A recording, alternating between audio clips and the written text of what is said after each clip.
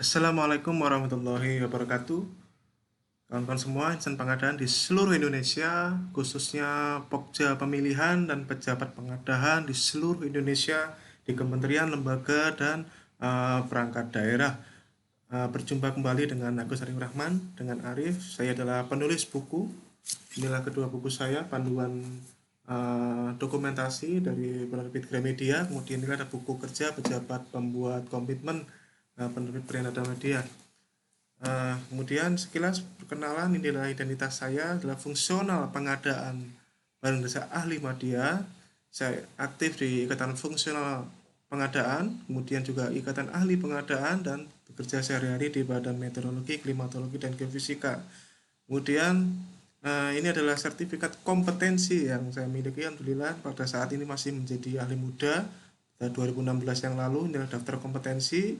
Kemudian ini adalah kompetensi ahli media yang saya dapatkan di tahun lalu ya, di tahun 2019, dan inilah daftar kompetensi. Nah, berdasarkan tugas dan fungsi dari ahli media, izinkan saya berbagi tentang hal yang cukup penting dan menurut saya sangat urgent dan perlu Anda pikirkan dan jangan diremehkan. Ya, saya mengajak pada video ini untuk Anda para pokja pemilihan dan pejabat pengadaan di seluruh Indonesia untuk segera lakukan in-passing, perpindahan ke jabatan fungsional pengelola pengadaan barang dan jasa. Apabila Anda masih tetap ingin, ya, apabila Anda masih tetap bekerja di pokja pemilihan atau sebagai pejabat pengadaan, ya.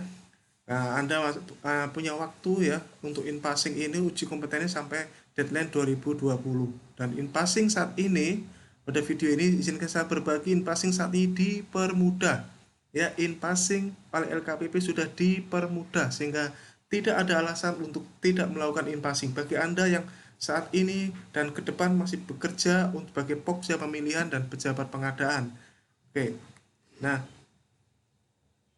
mengingatkan Bapak Ibu di Perpres 16 ya, di Perpres 16 pasal 88 ya, bahwa pokja pemilihan pejabat pengadaan wajib dijabat. Nah, ini adalah kata-kata sangat mutlak, wajib dijabat oleh pengelola pengadaan. Walaupun ini kita baca ada huruf B, C, dan D.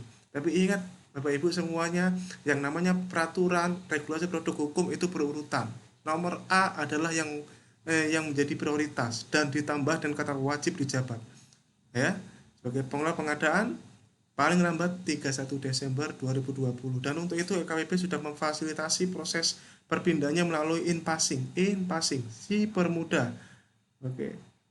Kemudian in-passing itu akan dilaksanakan sampai 6 April 2021. Sekali lagi, in-passing menurut informasi terakhir dari LKPP akan dilakukan sampai 6 April 2021. Nah, 6 bulan sebelumnya uji kompetensi adalah batas akhirnya. 6 Oktober 2020 adalah batas akhir uji kompetensi yang melalui in-passing, ya, seperti itu. Nah, dan tentunya in-passing juga Anda pertimbangkan dengan kenaikan pangkat. Nah, saran saya Bapak Ibu semuanya, Anda semua pejabat pengadaan pokja, lakukan segera in-passing. Caranya bagaimana? Apa kelebihan in-passing? In-passing itu enaknya nggak pakai tatap muka, enaknya ya. Hanya upload portofolio saja. Upload portofolio cocok, sudah langsung tinggal diurus proses pengangkatan sebagai pejabat fungsional, ya. Seperti itu in-passing. Mumpung masih ada in-passing, nanti kalau sudah normal pakai uji kompetensi yang ada wawancara dan seterusnya. Tapi kalau in-passing itu upload dokumen saja, ya, upload dokumen saja. Prosedurnya adalah ini, langkah pertama. Oke, ini saya tuliskan di sini prosedurnya. Ikuti petunjuk pada link ini. Ya, link ini inpassing.lkpp.go.id. Ada di sini ya. inpassing.lkpp.go.id. Portal ini sebenarnya adalah aplikasi web untuk PPK di tempat Anda. Artinya PPK di sini pejabat pembina kepegawaian di tempat Anda, ya. Misalkan kabak SDM di tempat Anda, misalkan seperti itu ya. Jadi ini adalah portal untuk mereka. Jadi yang akan aktif untuk mengupload portofolio Anda adalah pejabat pembina kepegawaian di tempat Anda. Yang perlu Anda lakukan adalah, nah ini dia di sini. Di sini ada videonya Ini di sini ada videonya, Anda tinggal ikuti video ini, tutorialnya. Ini sebagai admin PPK di bagian SDM juga nanti ada yang untuk untuk Anda para calon fungsional pengelola pengadaan. Semuanya ada dari sini. Nah, tidak saya putar seluruhnya, Anda bisa putar sendiri nanti. Yang ingin saya tunjukkan adalah ini. Di sini adalah berbagai dasar hukum dan dokumen-dokumen petunjuk. Ya, di sini ada ringkasan. Ya, Anda bisa pelajari di sini ringkasan petunjuk penyesuaian atau in-passing jabatan fungsional. Ya, sampai tahun 2021 ini adalah petunjuknya. Ya, Anda ikuti, ada di sini, semuanya ada di sini. Anda ikuti, kemudian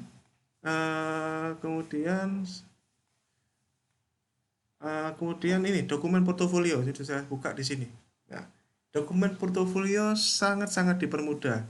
Ya, bagi Anda di sini Anda tinggal lihat Anda golongannya apa. Kalau Anda golongan 3A, 3B, Anda lihat yang pertama. Ya, Anda lihat yang pertama. Nah, di sini kalau Anda 3C, 3D, Anda lihat yang mudah. Kita asumsikan Anda di sini 3C, 3D. Anda tinggal yang mudah. Nah, apa yang dimaksud dengan dipermudah di sini? Dipermudah di sini maksudnya adalah minimal 3 komponen. Ya, minimal hanya syarat kelulusannya 3 komponen di dalam setiap jenis kompetensi. Anda lihat, Anda harus memenuhi semua portofolio yang ada di sini. Ya, kalau dulu ini semua harus dipenuhi, tapi sekarang tidak.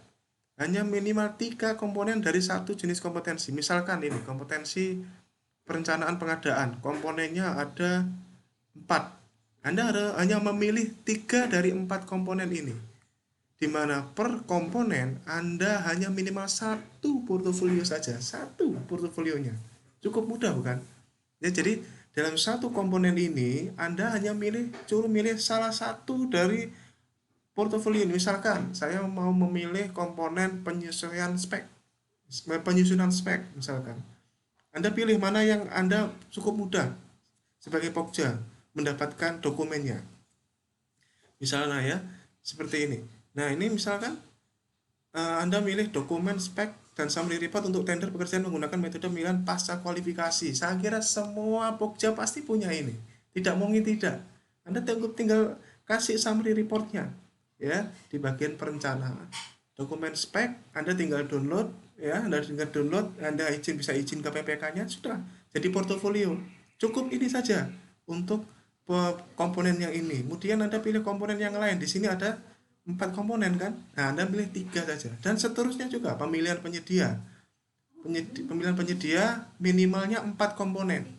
4 komponen. Di sini totalnya ada di sini ada 7 komponen, tapi Anda hanya disuruh memilih 4 komponen saja sebagai Pokja. 4 komponen dari 7 komponen jenis kompetensi pemilihan penyedia, Anda hanya disuruh memilih 4 komponen, dan setiap komponen Anda hanya disuruh mengupload, menyampaikan 1 portofolio saja, 1 portofolio saja. Ya, contohnya review. Kalau review karena cuma 1 ya pasti review ini ya. Kalau review mestinya Anda punya semuanya, tidak mungkin enggak ya. Review Anda pasti punya semuanya. Kemudian komponen penyusunan dan penjelasan, misalkan Anda pilih ini, Anda hanya suruh pilih 1. Nah, di sini Anda suruh milih dokumen LDP, LDK, dan summary report. Jadi dokumen pemilihan sudah kasih ya, LDP, LDK, sama summary report yang memuat penjelasan tender seleksi. Mudah sekali ini ya. Mudah sekali untuk Anda para Pokja di seluruh Indonesia, mestinya sangat mudah. Hanya milih 1 misalnya sudah 1. Ya kan, minimal 4. Kita cari lagi yang mudah, misalkan evaluasi penawaran. Apa iya Pokja pemilihan tidak melakukan evaluasi penawaran? Nah, Anda hanya disuruh mengupload, cari yang mudah aja. Berita acara hasil tender seleksi atau menunjukkan langsung. Nah, ini sudah, pilih 1 aja, nomor 2 ini sudah cukup. Ya, atau berita acara evaluasi penawaran, ya, salah satu aja. Kemudian nomor 4, penilaian kualifikasi. Ini pasti Anda lakukan kan? Nah, Anda pilih salah satu aja, misalkan berita acara evaluasi penilaian kualifikasi. Nah, sudah pilih ini. Atau ini yang paling mudah, summary report yang di dalam memuat penilaian kualifikasi. Atau ini nomor 2, berita acara hasil tender. Ya, sudah. Ya, ini nomor 2 ini sama dengan yang di atas, dengan berita acara hasil tender. Ya, ini sudah mewakili. Jadi 1 portofolio mewakili 2 komponen, ya. Sudah dapat 4, ya. Kita lihat lagi sekarang jenis kompetensi yang kontrak. Mungkin Anda mengeluhkan, waduh Pak, kan saya Pokja kok minta di portofolio di kontrak. Ya, kita lihat dulu apa yang diminta di sini. Minimal 3 saja, minimal 3 untuk yang mudah. Anda pilih, Anda minta izin ke PPK-nya, tidak apa-apa, ya. Di sini yang bisa Anda dapat, misalkan perumusan kontrak, ini kan pasti Anda lakukan karena Anda melakukan review rancangan kontrak, betul nggak? Nah, di sini dokumen batang tubuh, surat perjanjian, dan SKK yang menggunakan tender metode pasar disertai summary report. Nah, gampang kan? Ini pasti ada karena rancangan kontrak pasti diupload pada saat Anda menyusun dokumen pemilihan, dan itu menjadi bagian dari dokumen pemilihan sah. Anda dapat menggunakan ini sebagai portofolio karena Anda melakukan reviewnya. Dan yang diminta cuma batang tubuh, surat perjanjian, dan SKK ditambah summary report, ya. Satu, ya kan, satu komponen. Kita lihat lagi komponen lain, pengendalian kontrak. Mungkin ini bagian-bagian yang agak-agak ya, tapi tidak apa-apa. Tidak apa-apa, ya. Yang penting Anda punya, usahakan Anda punya dokumennya aja, ya. Minta ke PPK-nya, minta dokumennya. Pengendalian pelaksanaan kontrak. Ya, misalkan ini adalah dokumen kemajuan progres pekerjaan pada pengadaan menggunakan bentuk kontrak dan seterusnya, seperti ini. Kalau Anda kesulitan ini, coba kita lihat yang komponen nomor 3, serah terima. Nah, pada saat serah terima, ya, mintalah Anda ikut terlibat, ya, kalau perlu ikut tanda tangan lah, ya. Tidak apa-apa lah sebagai Pokja, ya, serah terima. Di sini berita acara serah terima pekerjaan pada pengadaan menggunakan surat perjanjian. Nah, ini pasal kualifikasi. Anda minta, ya, Anda minta berita acara BAST-nya. Ya, mestinya tidak sulit, kalau PPK-nya pasti mau, ya. Tinggal diupload.